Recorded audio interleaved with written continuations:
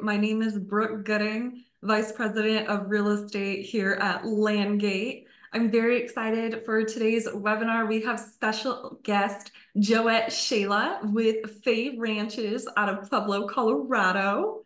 She's worked 4 solar deals, which we will be discussing 3 out of the 4 of those solar deals today. Just an absolute wealth of knowledge. Now, before we get started talking to Joette, I'm first going to go over some criteria for solar and what kind of properties qualify.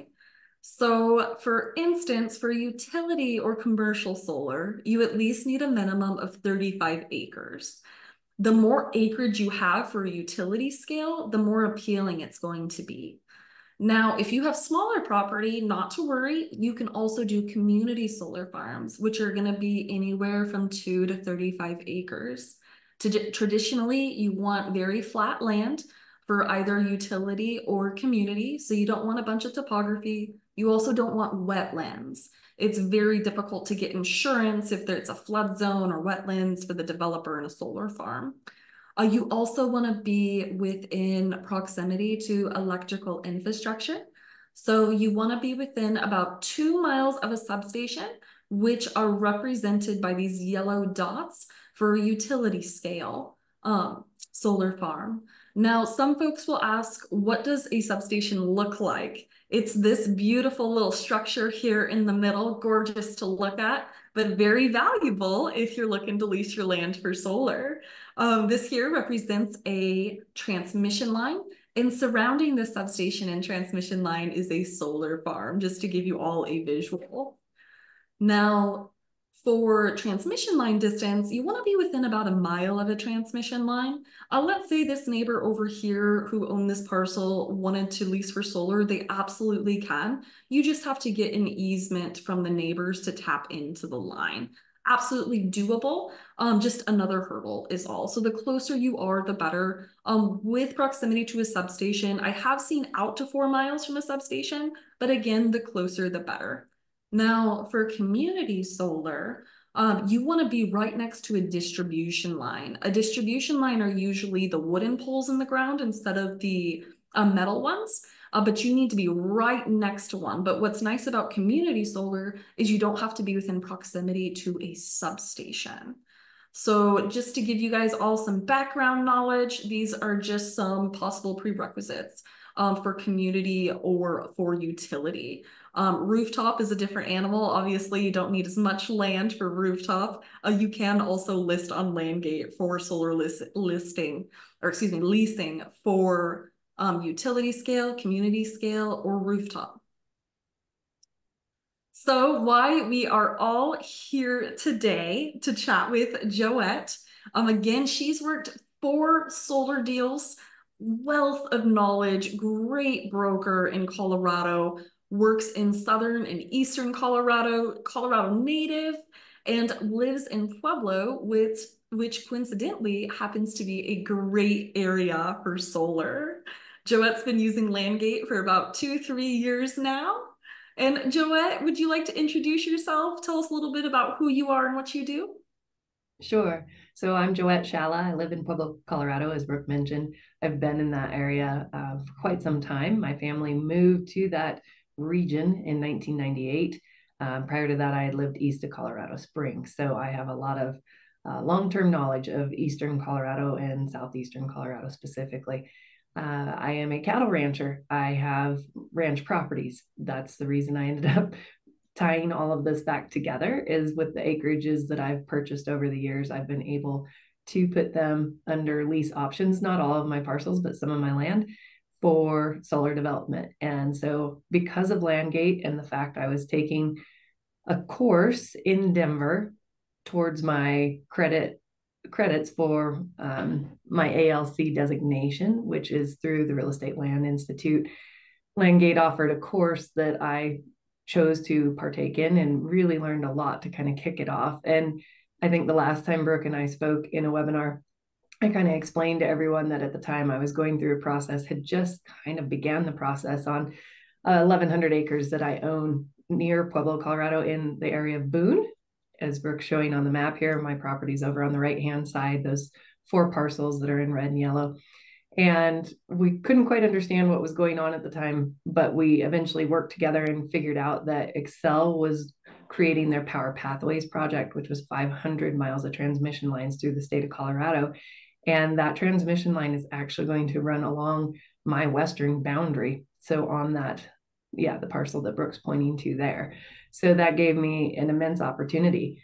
Something that has come up since the last time we were on a webinar together is they located a place for a substation, and it is just 2 miles north, or excuse me, 2 miles south of my parcel. So the parcel you're pointing to right there is a state section of land that I actually have leased.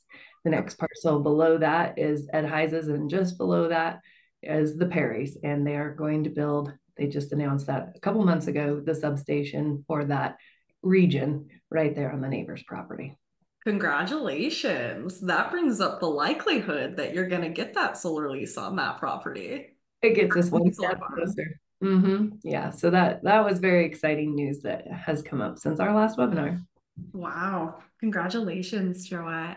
Thank you. So, absolutely. And from that particular deal, I recall the first offer you had gotten was actually an option to purchase. Is that correct?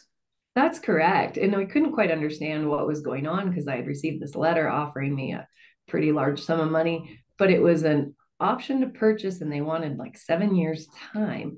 And I just had the good fortune and timing of taking the course that Craig was teaching for LandGate and brought the letter to class with me and showed Craig, and we pulled it up as an example in front of the whole class, which was, you know, I don't always share things if I don't feel confident about it. And I'm like, oh, sure, let's pull it up and use it as an example. And at the time, we didn't have the knowledge of the Power Pathway project. So we were all scratching our heads trying to figure out it's, 4 miles to the west to get to a transmission line, and even further, another, mile and a half, mile and a quarter to get over to those substations. Or if you go south, it's, oh gosh, 7 or 8 miles to another substation. And so we were trying to figure out what was going on, but then we eventually worked together, and Brooke and I actually looked up Excel and figured out that's what was going on. And we were super excited that day. And shortly after that, we listed it on LandGate. We started getting more inquiries. So I was getting more letters in the mail, more phone calls. And I would have to call Craig and Brooke and say, okay, I have no experience in this. Please help guide me through this because I am being inundated with people who are interested in asking questions. So we all worked together and dug in and kind of figured out what was going on up there. Absolutely. How many, after listing on LandGate, how many offers did you get total after that on this particular one? I had 7 offers before I went under option, before I went under the option to lease. But I ended up with probably 12 different developers reaching out because I've still had them reaching out in the last few months, just checking to make sure that my option was still in place. Nothing had terminated.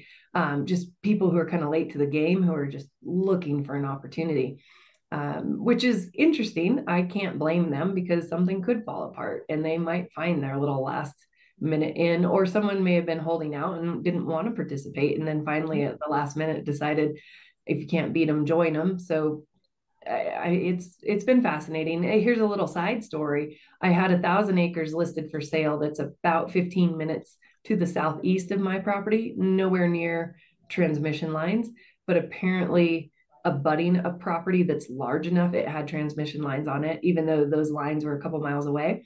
The day we were closing on the sale of that property, my sellers came to closing and let me know that a company called Galehead, who actually has been searching these properties through you guys, they were one of the ones that had reached out to me kind of last minute, had reached out to my sellers of this property we're about to close on, saying, we'd like to put an option on this. And they called her the day of closing. The fascinating part, however, was that the ranch we were closing on had conservation easements on it. So it was not able to go under lease, which allowed the buyer to go forward and close. But it was pretty interesting moment because if it weren't under conservation easement, those sellers would have had an opportunity to consider terminating that, walking away, potentially paying a penalty, but it would have been very complex. It wouldn't have been a real smooth move for them to try and back out. But it was kind of an interesting phone call to get the morning that we're headed to closing. Absolutely, especially the day of closing. How the stars align that way is fascinating. We had Now, it under contract for 4.5 months, and the call is the day of closing. Isn't that how it always works out? Mhm. So something that you're mentioning, like, so some of the folks on the call might not know what the option period is. I think that when folks receive a lease offer, the belief might be, oh, I'm getting a solar farm as soon as I sign this lease offer. Joette, would you mind explaining how the lease option works, how it's not a done deal yet? Sure. So on the lease option, it's basically the developer's chance to do due diligence. So they do some of it in advance and they try to figure out transmission, substations, viability of the project, if they can lease it at a price that would work for their bid and their plan, their proposal that they'll submit to whichever company it is, whether it's Excel or someone beyond that. Tricorners Connectors is another one that's in this area that is trying to put deals together for the power line that'll run from Pueblo, Colorado to Guyman, Oklahoma. So there's a variety of power providers and companies that are putting in these transmission lines. So the lease period is typically 5 years. It's not always, but that's kind of the standard. In all the offers I received, they were usually a base 5 year lease option. So they lease it and do their due diligence and hang on through the process. That's when they start submitting proposals, bids, try to line up and get a queue in the transmission line, which means availability to produce energy and put it into the line.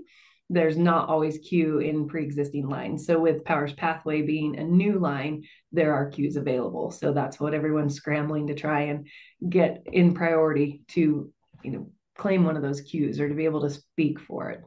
Then they also have options to extend. So sometimes they're like 2 1-year periods to extend that option period, the upfront due diligence period, and sometimes it's 2 2-year periods. It really varies from renewable developer to developer. They change their minds, or they just change the rules according to their company plan and what their proposals are. After that, you would go into the development period, which some people call construction. Everyone has different terms for it, which is also really fun to kind of figure out all the different terms as you're reading through the offers. It's usually about a two-year phase. So they say 18 to 24 months to construct. And that's when they put steel in the ground and start setting up panels and things. And then they go into the production phase. And that is when it starts producing and there's different payments for this. So during the lease period, it's usually anywhere from like $10 to $50 an acre. And then during the construction period, most of the people I worked with offered about half of what they offered for the production period.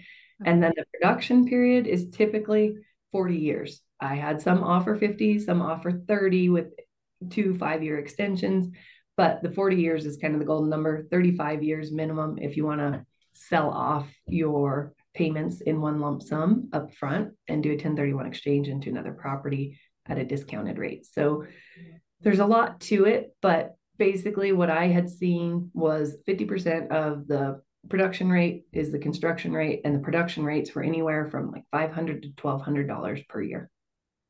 So you really had to pick and choose who you wanted to work with and what you were going to get paid.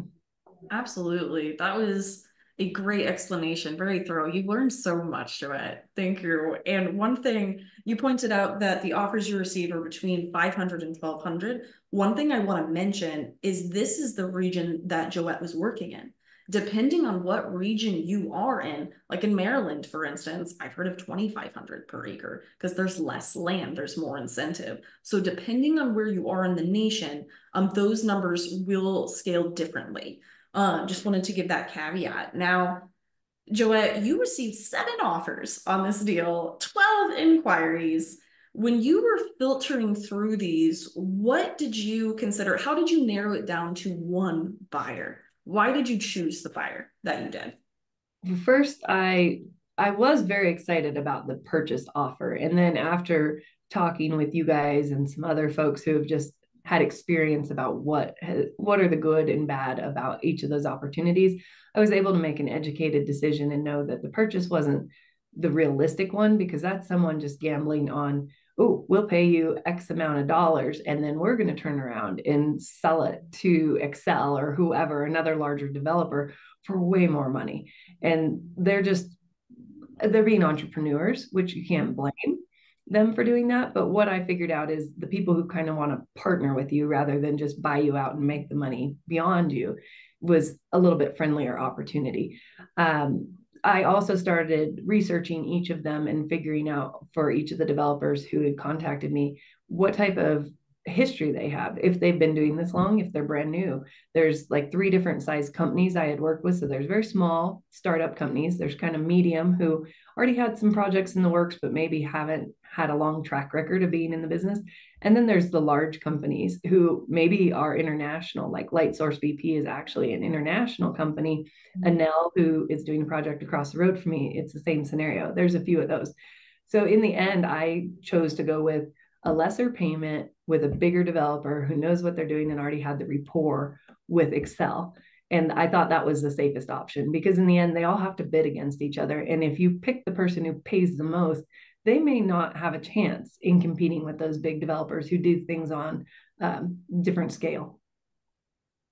Absolutely. And I think that's such a good point for landowners to know is you don't necessarily have to go with the highest offer. It doesn't mean that a solar farm is going to be built. You can get to the end of that option period and not have a solar farm and not have the big payments at the end of the day. Because as Joette mentioned earlier, the option period is $10 to $50 an acre per year on average. So when Joette went with a mid-range offer, I use this as an example all the time because she trusted that particular developer to be the most likely to get the deal done at the end of the day.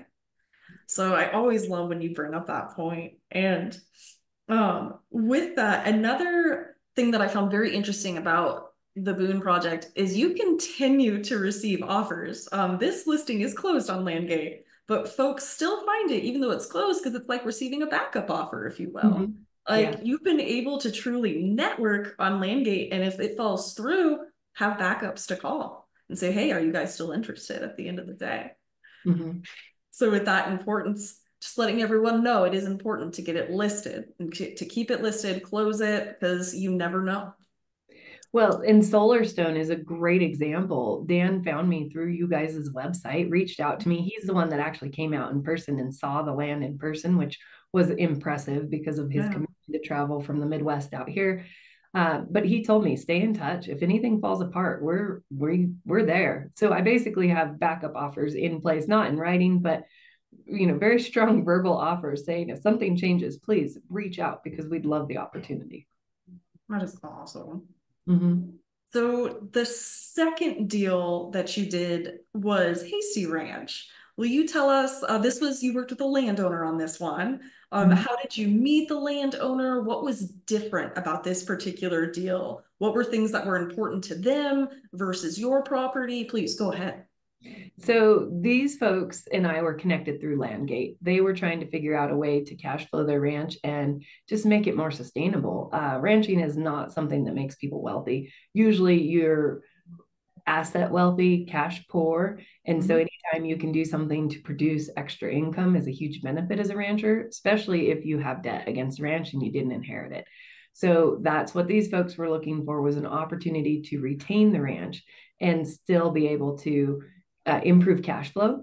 And so originally they really wanted wind because then they could continue grazing it. It wouldn't impact a lot on the property.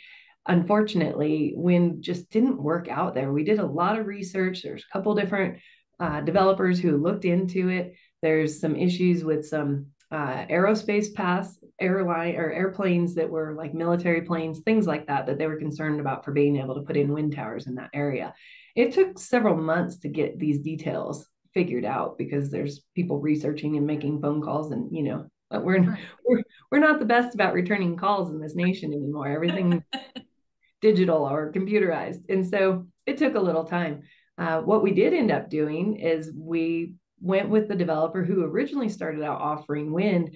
And after the months of research, they came back and said, what we'd prefer to do is put a smaller portion of the ranch under option where the transmission line already crosses over the property and put it under a solar option. So in the end, originally they thought it was going to be 600 acres. They put 1,000 acres under option, knowing that the landowners could still retain the other 3,000 acres that they own and have Mhm. a large amount of cash flow off of that 1,000 acres if they were to have the project developed. But in the meantime, we worked out signing bonuses, and they ended up with a pretty decent payday on this. So annually, they're going to receive a really nice paycheck, which will help them immensely with just continuing forward with the ranch and the expenses that you incur just being a ranch owner. Of course. And with your experience, you'd learned so much, and for them to have you through this opportunity, I'm sure they were very grateful to work with you. You do such a good job with all your clients. It was fun to talk to him since we're both from ranching backgrounds, and to be able Yeah, to explain this is why I chose this path and this is why I was, when you weigh the pros and cons, this is why I thought the pros outweighed the cons on doing this. And they felt the same way. I mean, unfortunately, nobody really wants their land turned into a giant array of solar panels mhm, as far as not being able to graze it or that type of scenario. But if it gives you an opportunity to improve your situation, to increase your ranch size, or to buy a different operation in a different area as far as ranching, in the end, to me, that's a better positive, and you're helping with that demand for energy that we have right now. absolutely. That's a really cool perspective. Now, your most recent deal that you worked on is Eagle Ranch. So this one you just got into option in October, is that correct? That was actually hasty. We went under Oh, option I'm a sorry. year. This was just January of this year, so it's very fresh. This is actually land that I own again. And this is land that I've just been adding on to for a number of years. And I finally had an opportunity to purchase enough acreage that I thought it was worth looking into. Because Brooke and I had talked about this property like 2 years ago, but I only owned a couple of these parcels at that point. It wasn't this large. And I am just a very patient person. I started collecting these parcels back in 2006 was the first 40 acres, and just grew it from there. So, because of the developer that I met through the Hasty project, they had a different approach to things, and they're, I would say, small to moderate size. And so they are always looking for different opportunities because they can't always outbid the big guys, and they know that. And so they work really hard to find unique approaches. And the land I own abuts the state section that's just north and a little bit east of it, right there. Can't miss the state section. So on the map to the right, the state section is Yes. a square. Yep. And so that transmission line goes through the state section, and everything in the blue that she has highlighted there is what I ended up putting under option. The parcel to the right of it in the yellow is actually in a subdivision. So we didn't put it under option because the subdivision zoning would not allow it. And the other parcels were just far enough away from the transmission that we decided not to try that up front. We're just going to stick with the parcels in the blue. But because it abuts a state section, it gave me a different opportunity. So it's just a little less than 300 acres that I own. And then the state section, obviously 640 acres. And so that allowed them an opportunity to put a project together that I wouldn't have been able to do if I wasn't abutting the state section. And that particular developer has a good rapport with the state of Colorado and has worked on state lands previously. So that really helped our cause.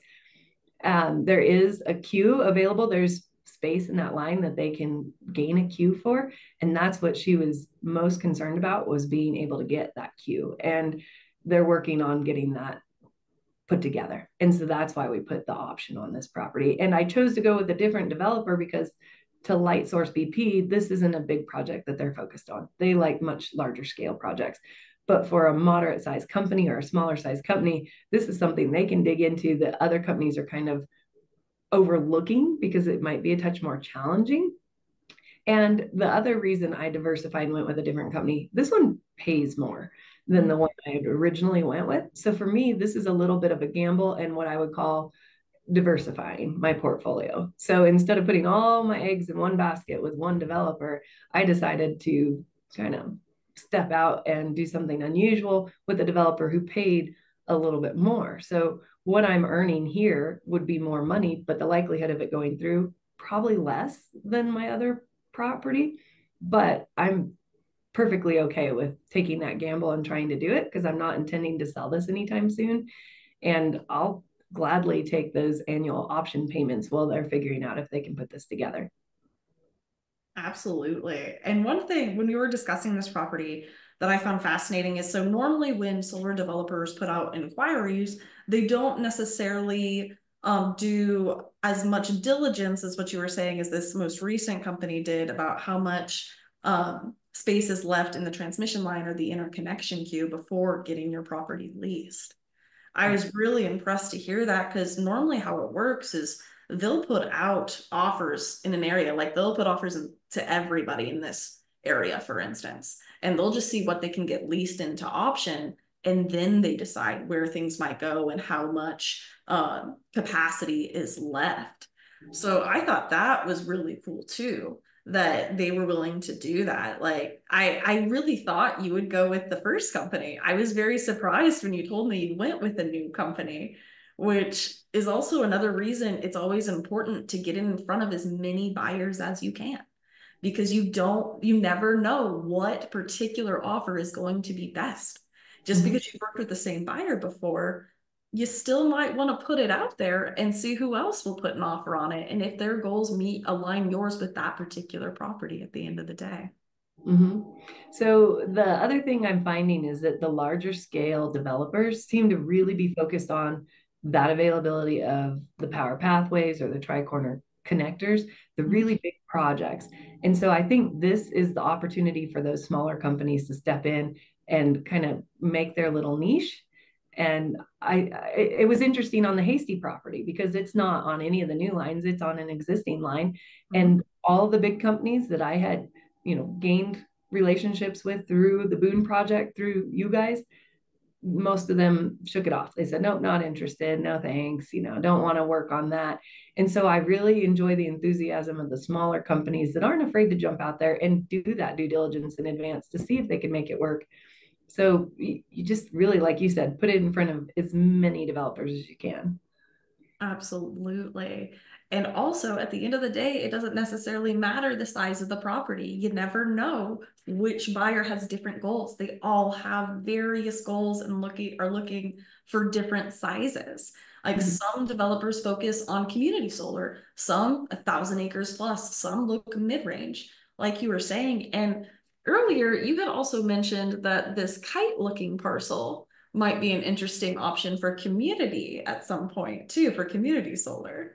Is that Yeah, correct? so the backup plan with the developer is if we don't end up tying something into the big transmission line, we could create a community solar project on the parcels in blue that would feed into that subdivision where my kite-shaped yellow parcel is, because that is all like 40-acre parcels in a nice neighborhood. And it would be an interesting way to create power for that subdivision because it's 104 parcels. Um, I think there's probably less than 25 homes in the subdivision, but it's something that they had discussed as a backup option. So I love that they have creative thinking and are trying to come up with different solutions. Absolutely. So, Joette, after negotiating 4 deals, if you had to name the top 3 things that you've learned, what would they be? Finding somebody that you can research and has a dependable track record. Also, someone you have a good rapport with. I mean, not all people are created equal and not all personalities mesh. So, for me, having someone say, you have to do this, or you need to do this, or being pushy, I don't deal well with pushy sales tactics. I've been in sales my entire life between real estate and other things. And it's just not the right approach for some personalities, and some people are that way. Other people, just like Dan with Solarstone, he came out, met me in person, really showed he cared. That was impressive. If their company wasn't so petite and a startup company, they would have been the choice I was going to go with.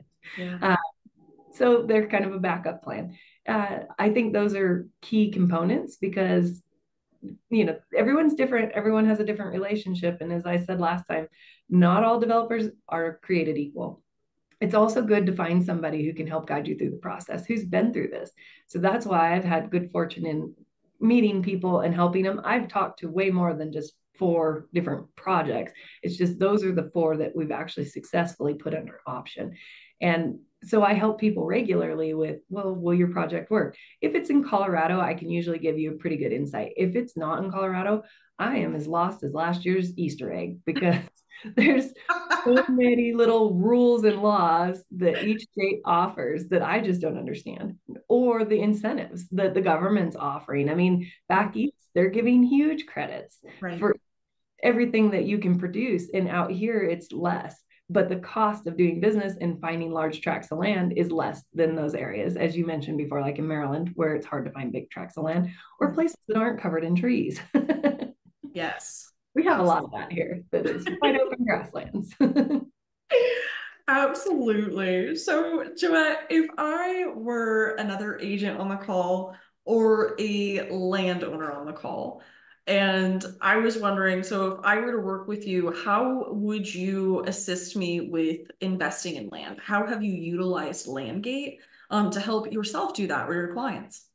So I think LandGate is such a fun tool. And just kind of on a side note, I had helped some other coworkers at Fay Ranches.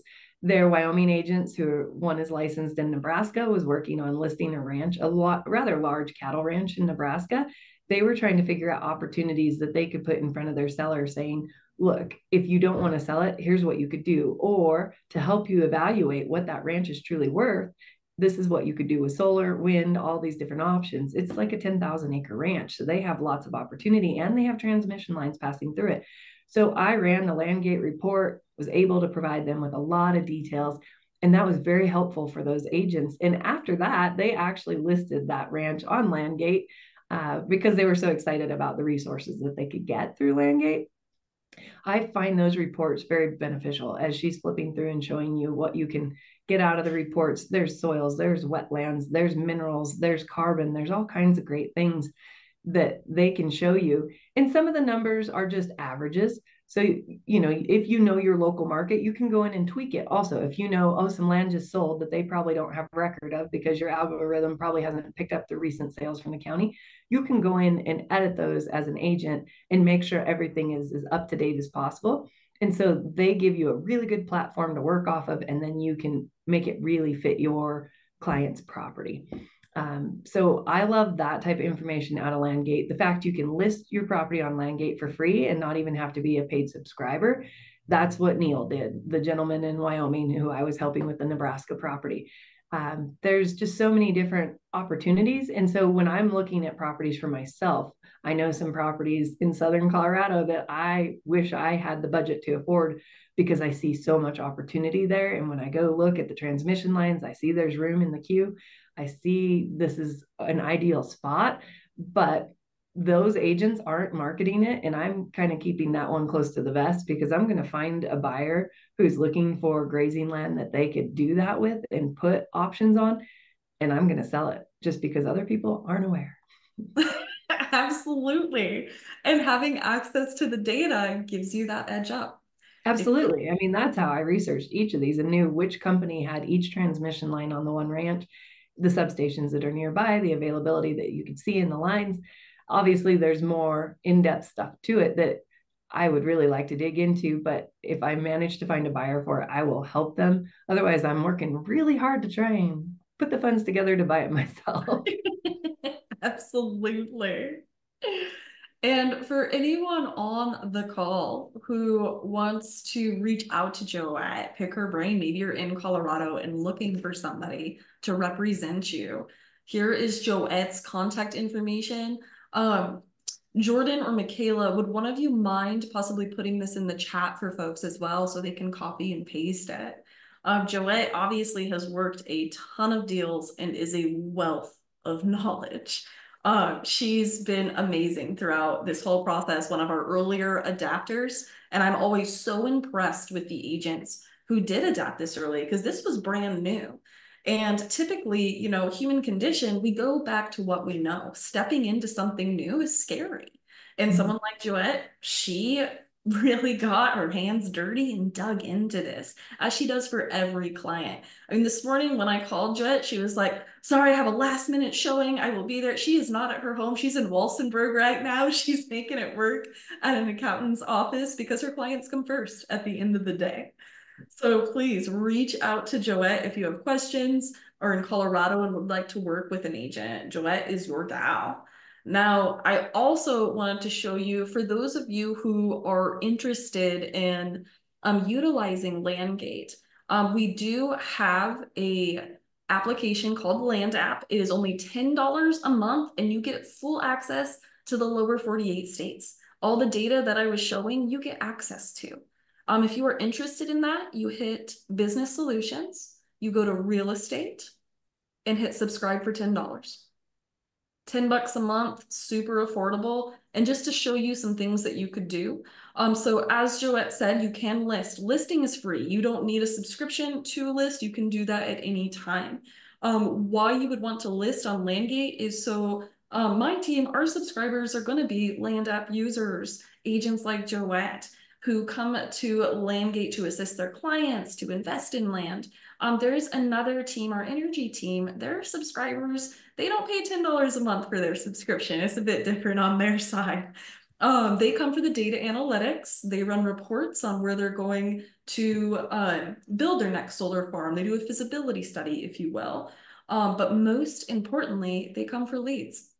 It is 10 times easier to work with an agent representing a landowner who's saying, yes, I'll entertain offers, lease offers. There's no obligation to accept an offer. You can list your land again for sale or lease. If you don't want to sell, fine, list it for lease. But you're getting in front of all of those buyers, the right buyers looking for those investments to lease your land.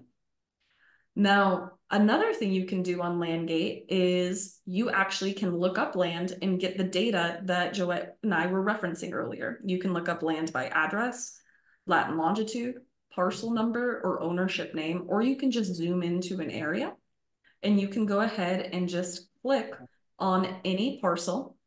And it's taking a minute to load here because it's going through millions of parcels to get the valuations and all the data for this specific parcel. Once you select that parcel, you'll see on the left-hand side, we have value scores. These are anywhere from 0 to 100. 0 meaning this is probably unlikely that this is the highest and best use for the land. 100 meaning this is a very good use for the land. So on here, the scores that are in blue are highlighting the highest and best uses that are most probable for this particular parcel. If you want to see more data, you can select solar energy here, for instance. It'll give you a valuation of how much you could reasonably expect to get paid for a solar lease. As you zoom out here, this is a heat map showing where you are most likely to least likely get a solar lease. If it's white, unlikely you're going to get one. This is blue, but I call it dark green because dark green means money is how I remember this. It'll also show you the buildable acreage, how many acres you can actually build solar panels on. And it'll also give you data facts for that electrical infrastructure, how many miles you are away from it. You also have risk index scores. Where are places where you might have premiums on your insurance, for instance, or what should you be aware of before you purchase a property? This data also can even be looked at for residential houses, for instance. It'll give you parcel data, the ownership information. If there is a house on the property, we also have transaction information. And then you have access to export these reports, like this one that Joette has here, that you can share with family members, colleagues, investors, etc. So, Jordan, did we have any questions from the audience today? Yes, we do have a couple great questions. Alan asked a question saying, is there a way to find out what companies are in the business of leasing land for solar panels? Is the benefit to the landowner only getting lease payments on a per acre basis? What is happening with the SRECs generated by solar panels? So I think we did address quite a few of these questions, but if we wanted to kind of break it down question by question, the best way for a landowner or a land professional to find out what companies are in the business of leasing land for solar panels. You want to answer that first? Absolutely. So I've talked to a lot of landowners who end up trying to research solar developers in their area, and it's very difficult to get phone calls back from what I understand. Honestly, your best bet of starting to network with energy developers is truly to list the land on LandGate, to go ahead and start receiving offers that way, in my experience. Joette, did you have any comments to that question as well? I think that's a great opportunity because that's how I met quite a few. Or if you connect with someone that knows your area and is like a realtor like I am, who has also gone through the process, they'll have connections as well. So LandGate being a free listing is a great place to start, and connecting with someone who also has that rapport is a good scenario.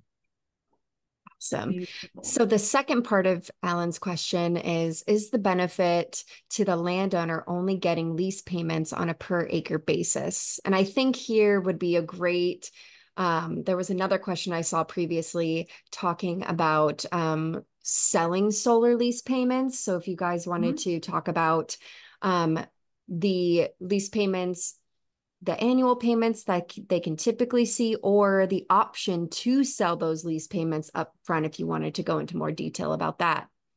Mm-hmm. So something that I share with folks openly, my bosses know this. If I didn't sign a non-compete with LandGate, I would be looking to sell solar lease payments or wind lease payments for that matter, truly.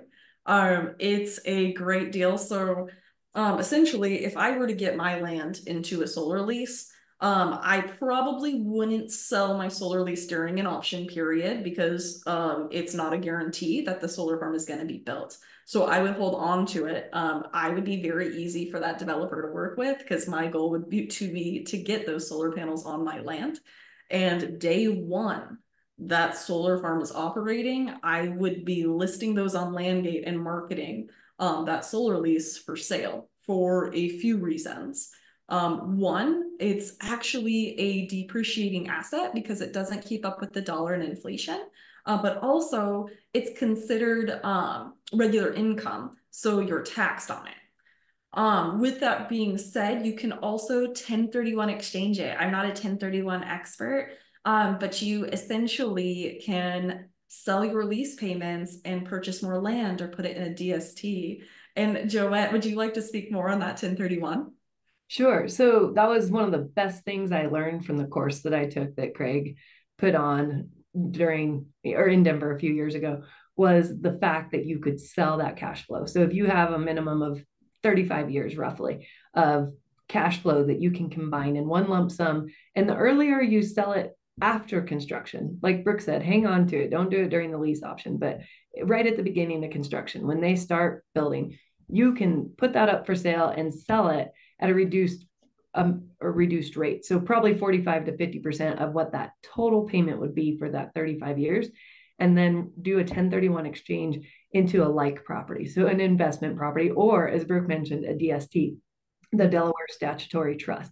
So those are actually income earning, and that's investing in, like, let's say a complex of commercial buildings. So maybe like doctor's offices and things in a building, or a high rise in Miami. They need investors, and you get a return in cash flow on that on a DST. So for retirees or people who don't want to continue in ranching, DSTs are a wonderful opportunity. And if you really just want to roll it, like myself personally, I would go buy a ranch that is probably more wooded and has more running water on it. I don't have any live water on mine, which makes mine ideal for solar.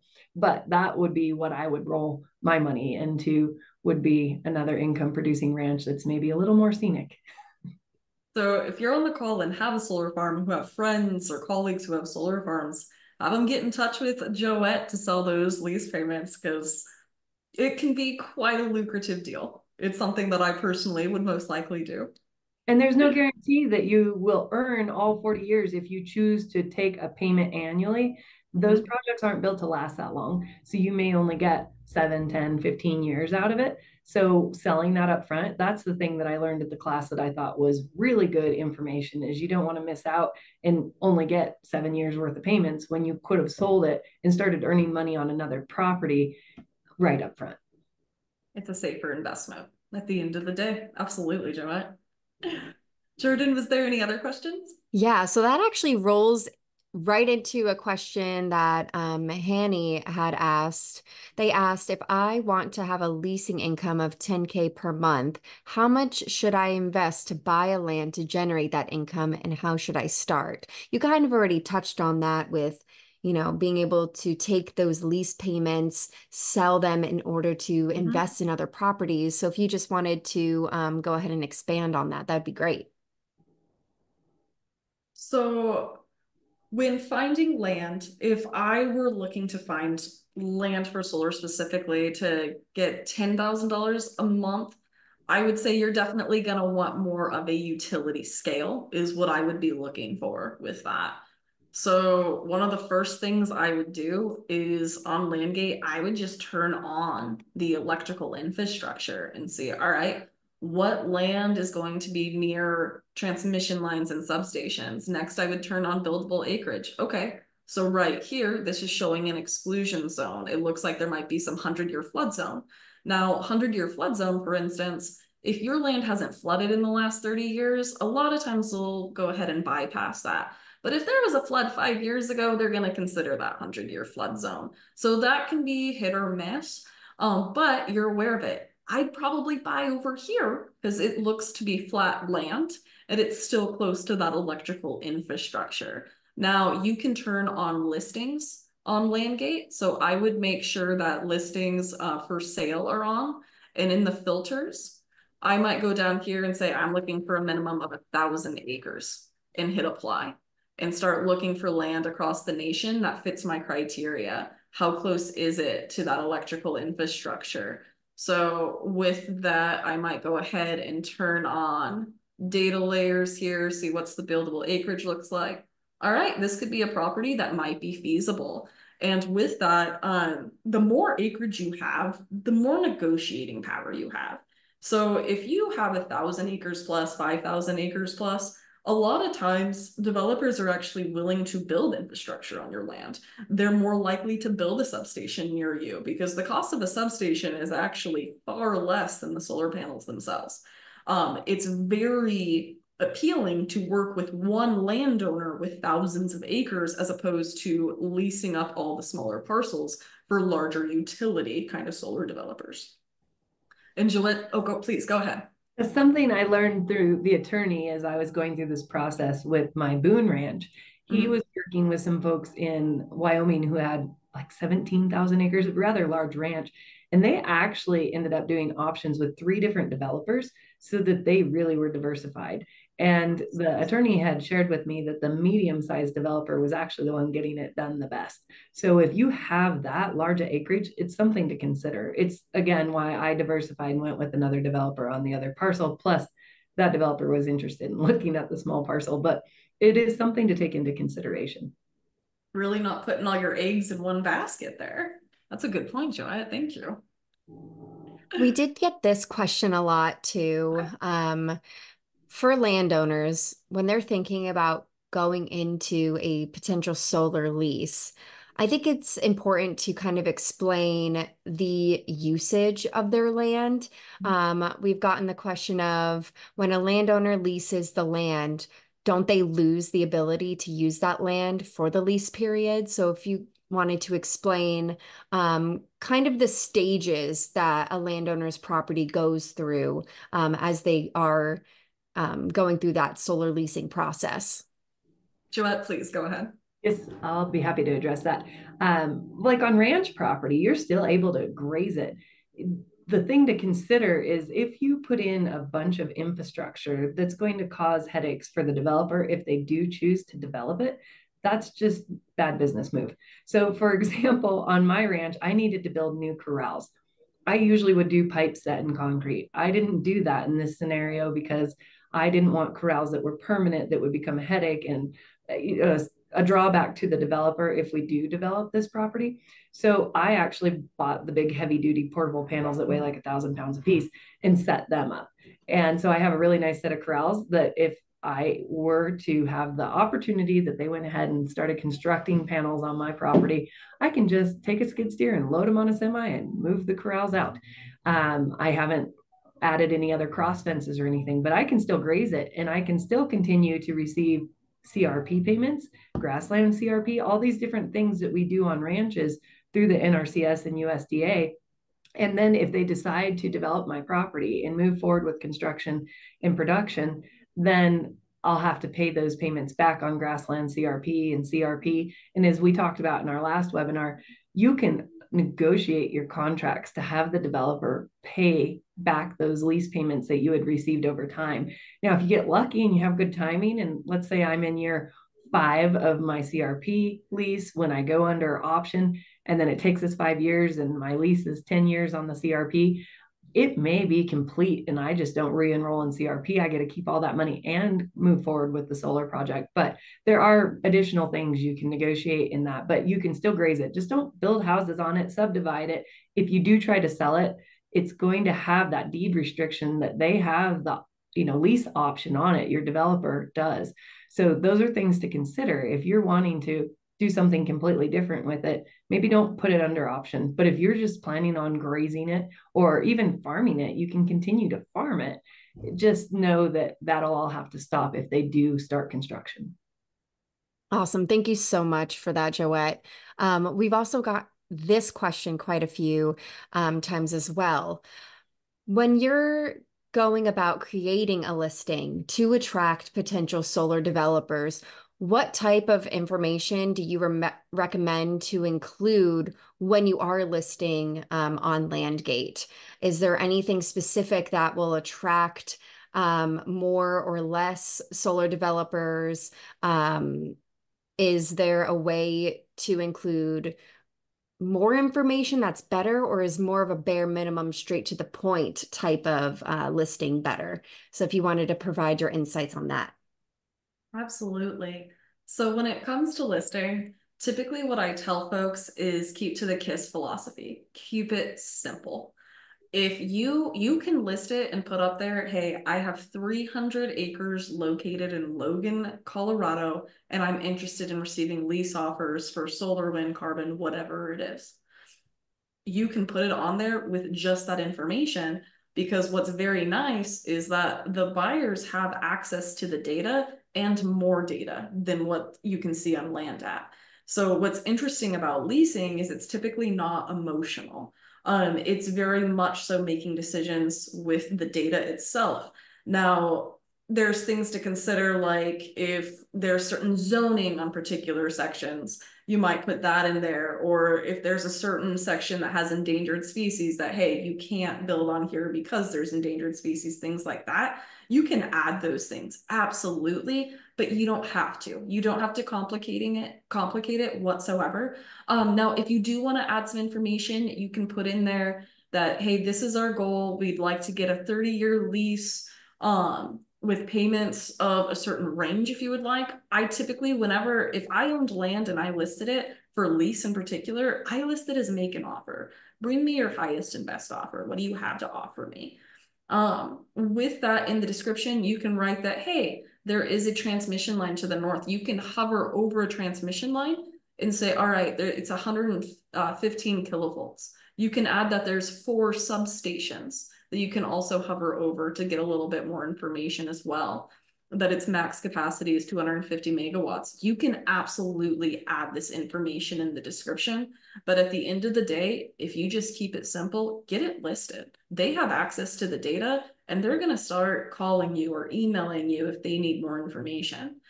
Now, if you're like, hey, I absolutely do not want to lease within 100 yards of my house, things like that, absolutely put that in there. And Joette, would you have anything to add to that? No, I think you nailed that one. Oh, thank you, Perfect. Jordan, please go ahead. Yeah, for sure. I think it's also just important for landowners to understand that a lot of energy developers, as Joette and Brooke have already stated, are looking for that closeness of electrical infrastructure ultimately to decide what types of sites they are looking for. So just keep that in mind as well as you list your property and try and identify the best way to attract those energy developers. Absolutely. But really quick, Jordan, one thing I Yeah. want to mention is I have talked to some folks where I've been honest. I'm like, listen, it is unlikely you're going to get an offer tomorrow. All right. Like you're not within good proximity. There's some exclusion zones. Like I think it's unlikely today. And there was one gentleman who called me 3 days later. Was like, I got an offer. I was like, good for you. Because it's kind of like Joette's original property. We didn't realize a line was being.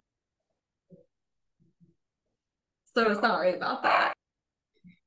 And Joette, will you talk about the line being built on your property?